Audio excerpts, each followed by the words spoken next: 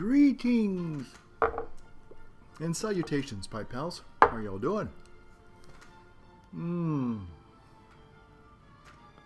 Well, I'm smoking a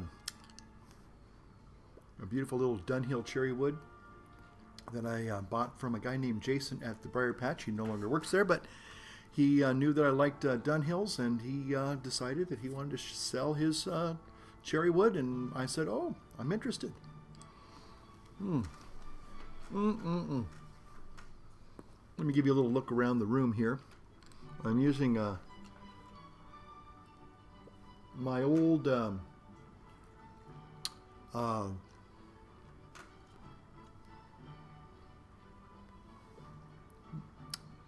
I shouldn't say, well, I guess it is old. It is old. It is old. It is a my Mac Pro Retina display from 2012. And I guess the reason why I am using this MacBook Pro is because the new MacBook Pros are supposed to be introduced in 2 days time frame now. Yeah. So I am kind of excited about that. There's a lot of Apple aficionado folks are. So anyway, I'm going to talk a little bit about that. But first, let me salute all of you again with a pipe as I spew ashes and a coffee on a beautiful autumnal Labor Day. And again, I'm smoking some Autumn Breeze. Yes, you know I was. I'm sure many of you would have thought, oh, Labor Day, beautiful autumnal day. What kind of pipe tobacco? It's going to be Autumn Breeze. Absolutely. Oh my goodness, that is delicious. Before I get down to business here, I would like to take an opportunity to put out a little shout out to the one and only Philip Rivera, who actually created a very similar beautiful cherrywood pipe. And I got a couple people, thanks to Herminator, who kind of said, hey, this guy's well, this guy has a pipe that you might be interested in. Check it out. And then I went to the site, and then I found Philip's site again. And so anyway, so Philip, if you are watching, if you see me on here trying to send out an SOS, please send me a phone number privately. I will give you a call, and I would love to buy that pipe from you, okay? Again, providing it's not, $5,000. I know that some pipes can be quite expensive, and this looks like a beautiful pipe. Also, I was looking on another site that just had, pipes that you've made.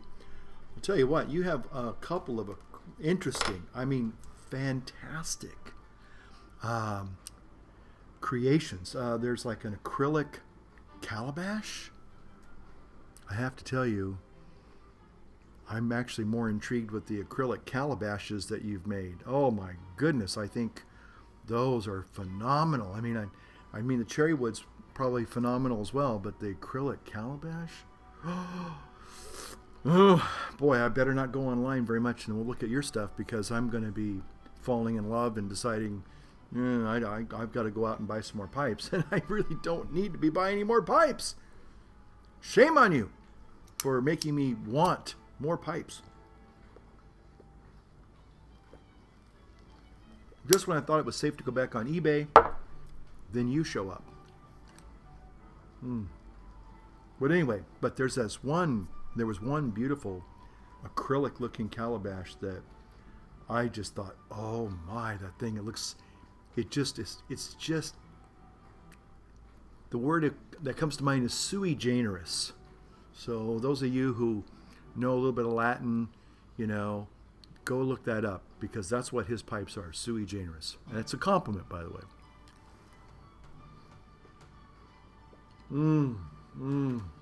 Boy, this autumnal breeze almost has a hint of hazelnut and other spicy autumnal flavors. So anyway, well, okay, so I'm here today to talk to you about a couple things.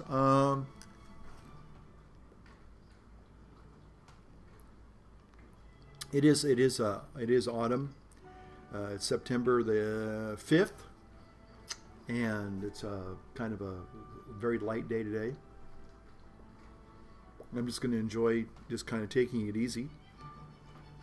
I'm not on call. That doesn't mean I can't be called out, but it means I'm not responsible for doing everything on the hospital this week. Next week, yeah. But anyway, so let me get a sip of coffee here. So a couple of things that I want to talk about. Two things I want to talk about. I'm doing a little screen flow here. Listening to one of my favorite radio station. Actually, I have two. Cap Public Radio here in Sacramento, and sometimes Minnesota Public Radio. I think Minnesota Public Radio, because it's an NPR affiliate, we actually sometimes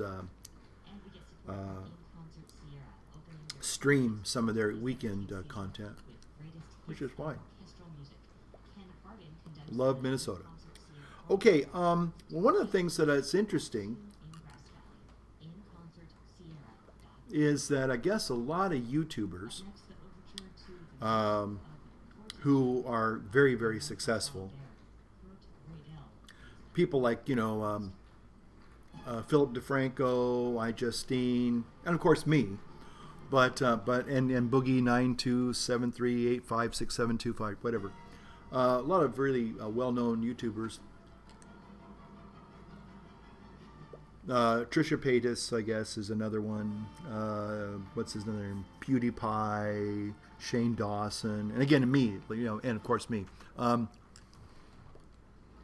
The problem is that I guess YouTube, and as YouTube keeps evolving and changing, God bless them. I guess some of their monetization qualifications now, which is interesting. For example, if you are, I guess, cussing like most people do these days, F this and F that, and again, people just kind of just by normal way of conversation just use expletives left and right without thinking about it. Anyway, one of the guys was really upset. I won't mention his name, Philip DeFranco. Anyway, but he was pretty upset because he starts off his little greeting by calling people beautiful bastards. And he was already upset because he says, I guess now that's considered, it doesn't qualify for monetization, along with other things. And so now certain content that people produce will no longer be suitable or eligible for monetization, i.e. so they won't make money.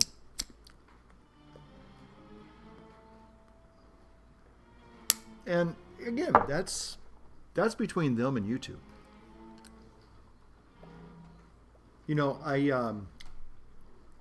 I was intrigued when YouTube approached me. I got a little message on one of my channels. Would you like to consider monetizing your channel? And I laughed. I thought, my other channel doesn't get hard to get any views. I think it's kind of funny because I think most Padres have a YouTube channel now. I mean, that's kind of the thing, and it's kind of every if you know a Padre, chances are he's got a YouTube channel and he's putting his homilies up there, and I say God bless him and great. I like doing it. I don't get a lot of views on my other channel. Again, I just think it's because it's overkill. And so there are a lot of other people that are doing it. Some Padres have a bigger, huger following because they just have a huge audience. People like Father Robert Barons, he was just a well-known, nationally known Padre to begin with. Now he's a bishop. He had good content, always has good content. Some people may not always appreciate his perspective, but for the most part, he's, I would say, fairly Orthodox, Catholic priest, so he's not some weirdo. But anyway, he had a kind of a built-in following with lots of people who knew he was. He had a lot of national recognition. So I don't know if he monetizes his site. I don't know if he does or not.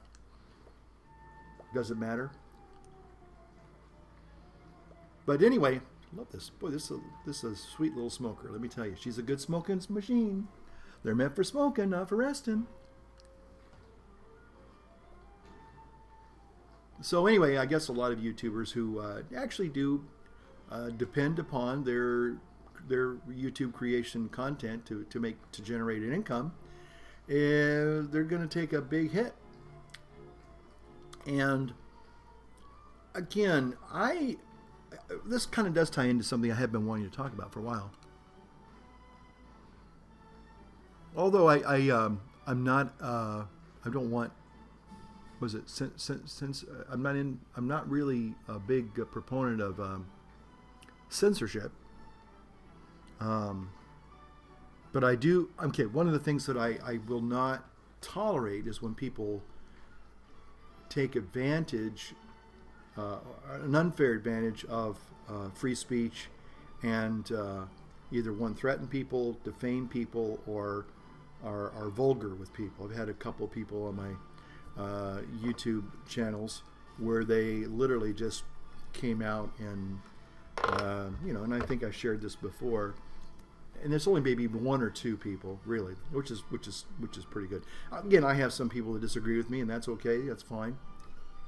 That's not a problem. And to be very honest, you don't disagree with me per se. You disagree with maybe the position of the church. Really, if you stop and think about it, it's not me personally. But anyway, so I'm not into censorship. But I wanted to say this is that, when I was growing up, although some people would, as you're walking out, as you're going through the checkout stand, you'd see the tabloids, i.e. the National Enquirer or the Sun or whatever that is. And you knew that pretty much it's what's called tabloid journalism. In other words, it's stuff that, you'd see weird headlines like Nancy Reagan consults with alien on the election. You go, what?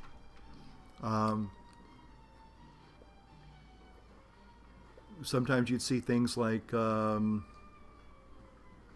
Clinton says he has only 6 weeks to live, kind of thing. Stuff like that.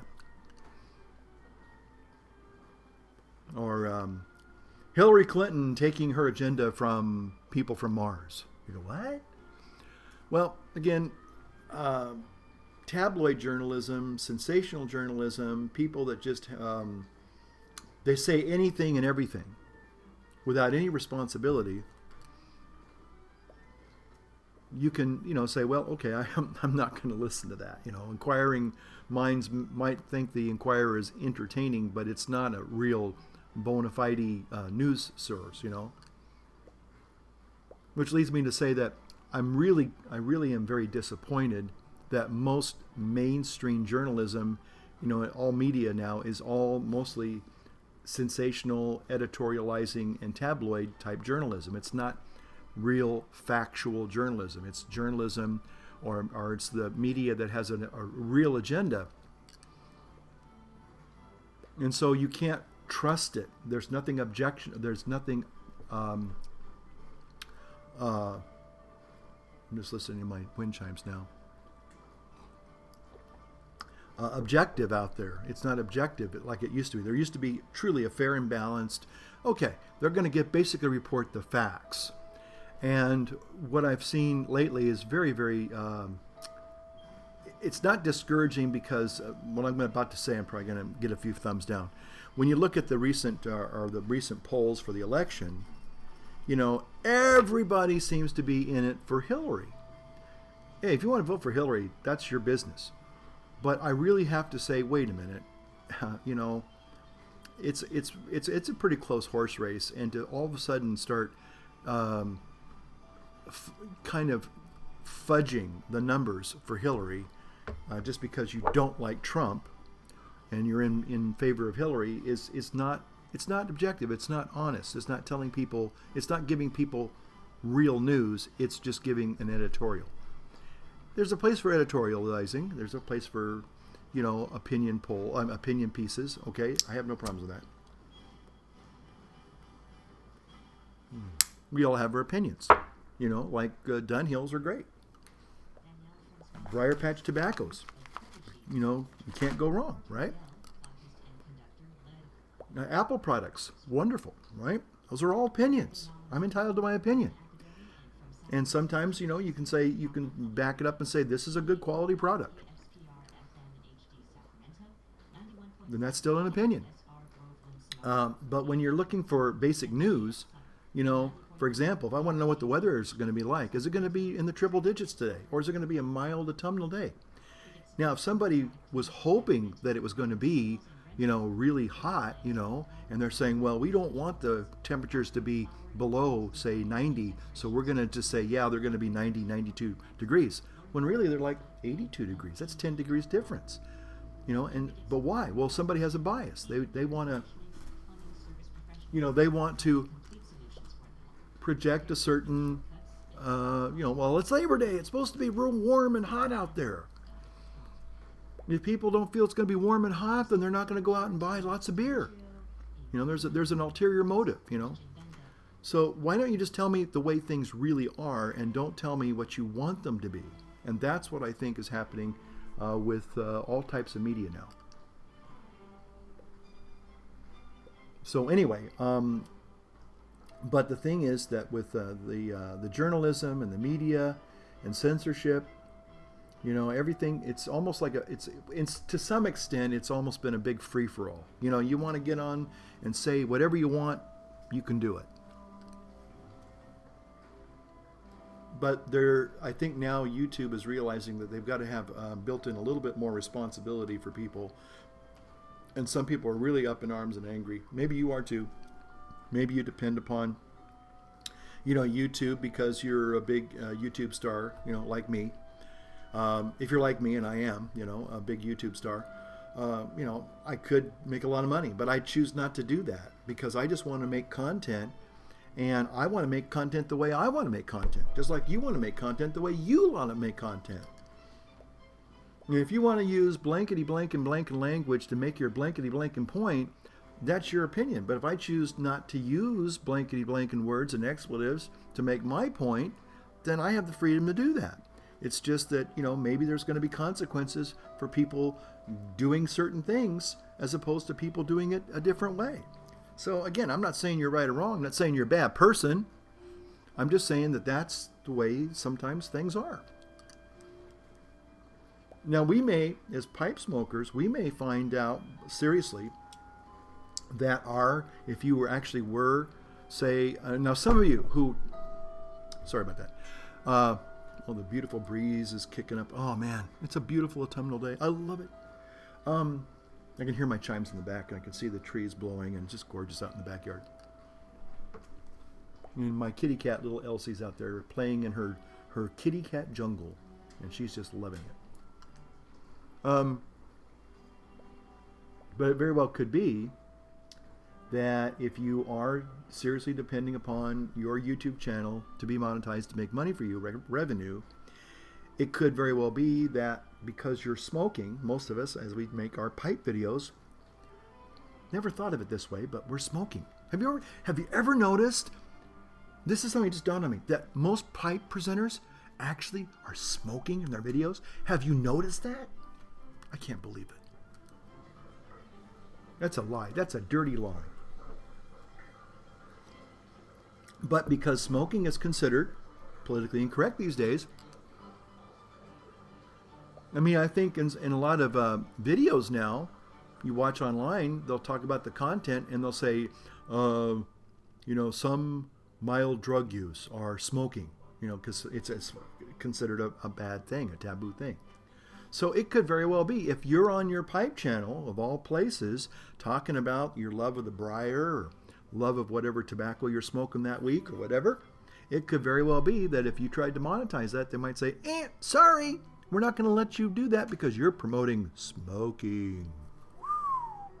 Okay. Just saying. Just saying. So anyway. And maybe that's the consequence that you have to, you know, pony up to and say, well, okay. what would be interesting would be is, let's say, for example, you technically, in reality, you're not smoking. Let's say if all I did was just hold up this pipe, I'm not smoking.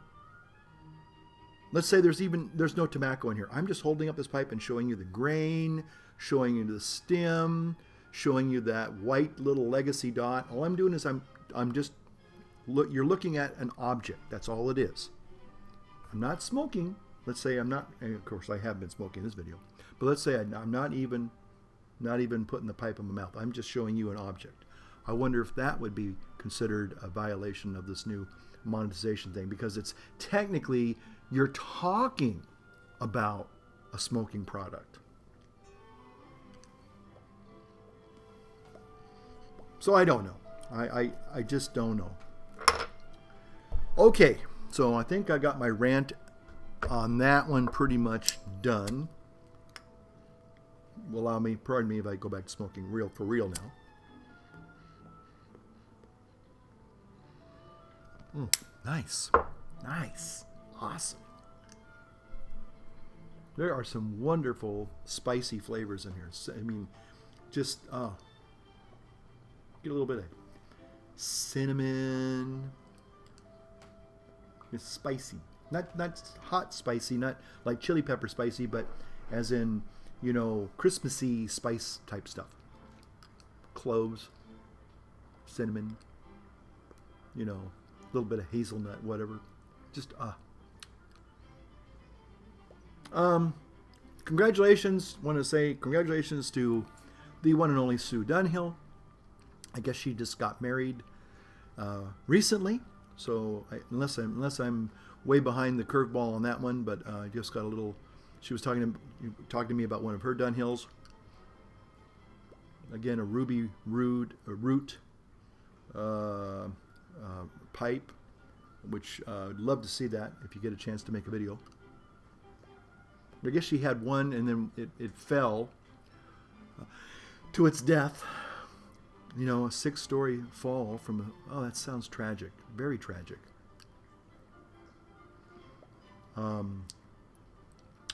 But she said she got another one similar to it. So anyway, but I'd love to see that Dunhill.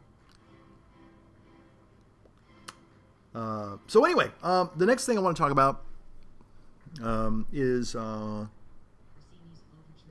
boy, that's good. Well, let's see. Today's the 5th. So on Wednesday of this week, we will have another Apple new product launch keynote address by Tim Cook and all the kids at downtown Cupertino. And I know that some of you are like me, love Apple products, and there's a lot of you out there that really hate Apple products, and that's okay too. And I've been thinking about this. The reason why I'm actually making the video on this machine today is because this was my very first. Well, actually, it was my first Apple MacBook Pro. It's my second. I gave the other one away, but this is the first one that has the beautiful Retina display, and I love it. And I've made many videos on this. Not a lot, but I've made some videos for other programs in the parish, also my other video channel. Also done some keynote presentations on it and other things.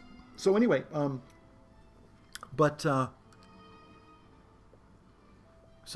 supposedly the new MacBook Pros will be introduced on Wednesday. And as you know, I just got a new little MacBook a couple weeks ago, which I really love. It's a nice little machine. It's got some limitations in some regards because there's only the one USB-C port, but you can get a adapter or series adapters, and it still works fine. Apple, just like they got rid of the optical drive in like this MacBook here, does not have the app. It was like one of the first MacBooks that said, you know what, we want a thinner, lighter MacBook Pro, so we'll get rid of the optical drive. We'll get rid of the hard drive. We'll use a flash drive. I don't know if this actually uses a flash drive or not.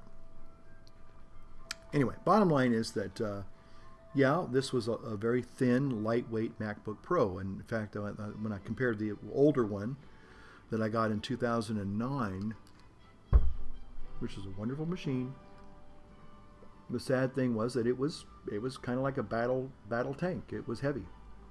This one here is clearly a little bit lighter. Now, is it as light as a MacBook Air? No.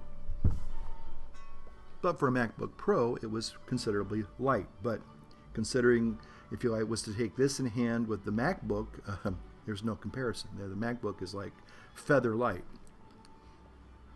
Now, this has a better processor in it. It has more ports, USB-C ports, Thunderbolt port, I think a SD card reader port. Stuff that people still kind of look for, okay? And they're still on the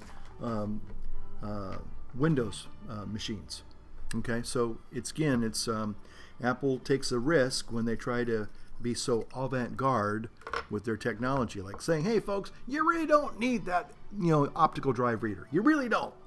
Or you really don't need, those SD card readers. You just don't need them, and you don't need all those extra ports. Let's make them all go away and make it ultra thin and sexy and sleek, and everybody's going to love it. Well, not everybody.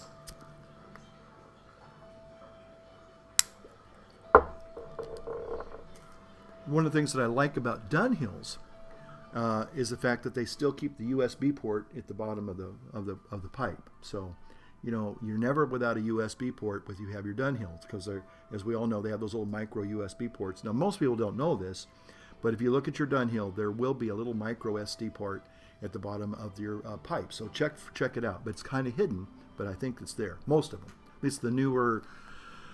I think after 2012, they started putting the micro USB ports on the pipes.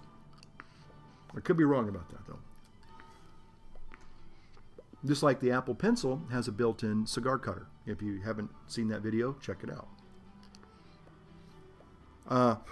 Thoroughly tongue-in-cheek, as you know.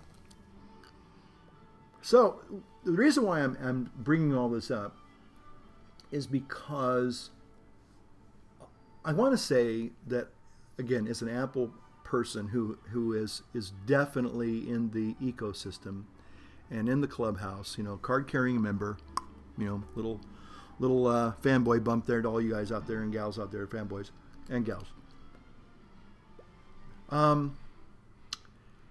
The thing that I have been thinking about in the last couple of months is, okay, let's be honest. Let's be real. I myself, Eisel Low Sky Vizard, vegan YouTube par excellence conspiracy theorist, have to say that most Apple products are superior to Windows products. But what I was going to say, seriously, is that the reality is that, and I've been thinking about this for a while, the magic of Apple, well, you know what? What's the old saying? I hope I don't get censored for this, but you can only be a virgin once. Now, to be sure, there can be, wonderful rekindling of that earlier romance and whatever it is, and you could say, wow, kind of regain some of the magic again, But, the very first time Steve Jobs says, oh, and there's one more thing. Well, you can only do that so many times, and the problem is that Apple has found a successful, if you will, recipe, and it's sort of like, well, if we just follow this recipe, we're going to constantly enjoy success and greater success. Well, in some ways, they're probably kind of becoming a victim of their earlier successes, I mean, you had the iPod, you had the iPhone, you had the iPad, you had even the iMac, all these I's, and they created these wonderful products. But the problem was they also created this I anticipation and expectation. Hi, Elsie. You want to see a cute cat? Elsie. See that cute cat over there? Look at it. Elsie. Elsie. Oh, you little monster. Look at that little bug. I better let her inside. Hold on a second. Maybe you'll get a little Elsie video here. Come here, kitty. Elsie. Come on, cuteness. There you go. Yeah. Your fans want to say hello to you. Here you go. For all you out there waiting to see this cute cat, the cutest cat in the whole wide world, this is little Elsie. Lily Cinders, the kitty. Say hi, kitty. Say hi. Say meow, meow. Yeah, okay. Love. Okay, cutie. All right, so go play with your paper towel roll. She has one of these empty paper towel things. She just loves it. So the magic in some ways is kind of gone because, and again, I don't know what's going to happen on Wednesday. But the last couple of years, they've introduced, an Apple Watch. I like the Apple Watch, and I was a person who really didn't like wearing a watch, except when I was in the military. But I really, and it's not because I'm a fanboy. I mean, I actually use it every day, and it even tells time. Yes, it does. But it really is a compliment to my phone, and they're going to actually probably make it more a standalone product with the next generation of the Apple Watch. So watch this space. But is the magic gone? I've been thinking, is the magic gone?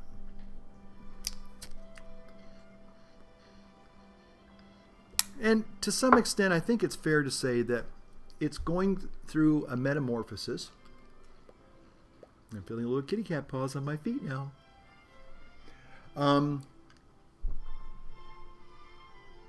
I started thinking, well, there are just some things in life that we enjoy, but they don't need all of the hype and the fanfare like they once probably did, once they enjoyed. For example, a Hershey bar. Now, is the world gonna swarm to, say, a keynote address if somebody wanted to give a talk about Hershey's newest candy sensation? But do millions of people every day enjoy a Hershey bar? Well, yes, of course they do. But we don't see the hype and the marketing media blitz that we see with a lot of Apple products. And to some degree, the Apple people are kind of victims of their own success. So what they're probably now going to become is sort of like a standardized company that is known for putting out quality products, sort of like Sony. When was the last time you actually saw, maybe some of you people are in the tech business, Richard T and people like that, maybe Sony does have a yearly thing where they introduce new stuff, but basically everybody just kind of waits for the new PlayStation to come out when it comes out, and it just comes out. I mean, I don't think I know that in, the tech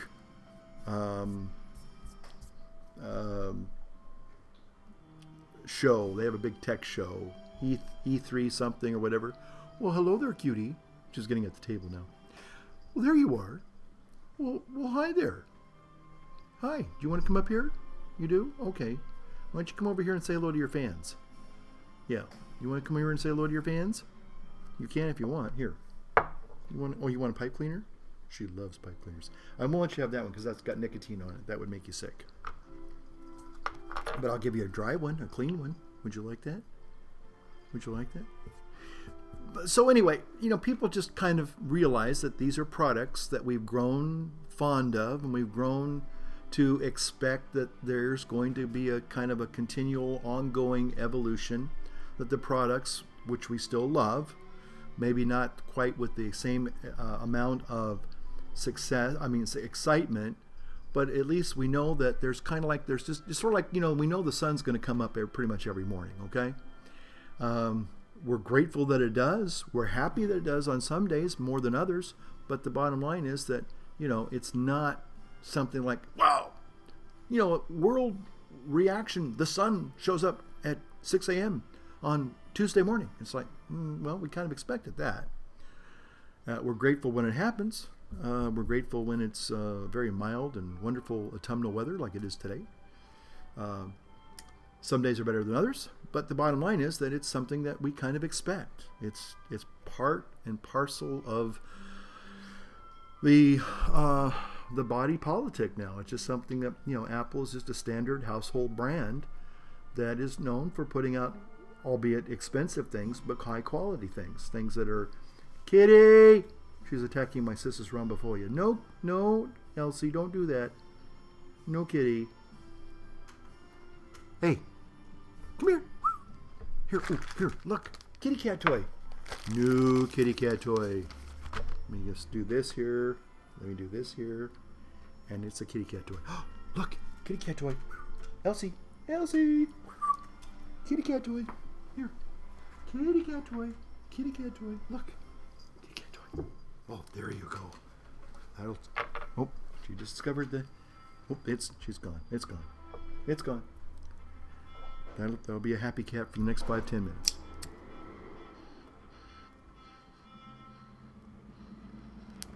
Okay, so, am I expecting anything revolutionary from, Apple on Wednesday? No, I'm not. Am I expecting an upgrade to a MacBook Pro and an Apple Watch and maybe some other Apple products like the Nano? That'd be kind of cool. I wish they would put the camera back in the Nano. That's something I'd love to see. And I know some people say, well, you're so asinine, that's stupid. Well, I'm going to tell you, when they put the little camera back when it was the little SD camera into the Nano, I thought that was a great idea. Maybe not everybody thought so, but I did.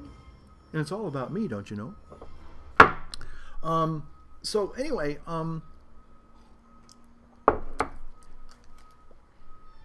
again, will there be something totally revolutionary in the keynote or the presentation on Wednesday? Probably not. Now, one of the things that I do like about the fact that Apple has this little, computer iOS ecosystem is that they're starting, and again, I know that Samsung does the same thing and the Android people do the same thing. Again, it's what you're familiar with. It's how you do your workflow. And again, I'm not here to hate on Windows or Android or Samsung or anything like that.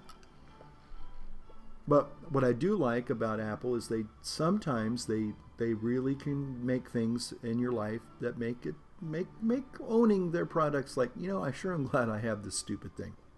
And one of the things that I really have grown to really appreciate a lot is AirDrop.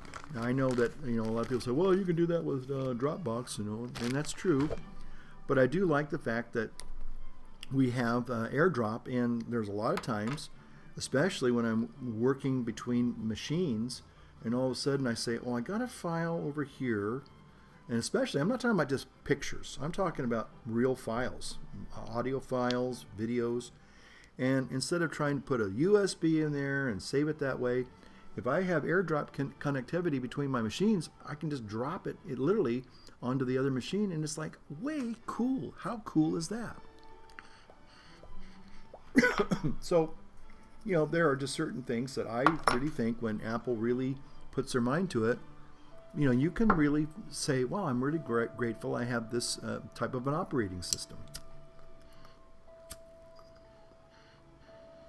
One of the things that I am looking forward to is the ability just to sit down at my whatever computer I'm at. Because I have an Apple Watch, it'll recognize, oh, you're the owner of this computer. You don't have to worry about putting in your password anymore. I'm really hoping that will be a feature that because I have several Apple machines, I can just go to the machine without even having it. It just recognizes that I am that person. It would also be kind of cool if they had face recognition. So, you go on there, your computer, because most of them have FaceTime, it sees you and it says, boom, oh, it's you. Great. Or even with the thumb sensor thing, having it be able to just put your thumbprint down there or a fingerprint and you're done. Kitty. How's it going there, Elsie? You little cougar. She's a little mountain lion. I think she looks like a mountain lion.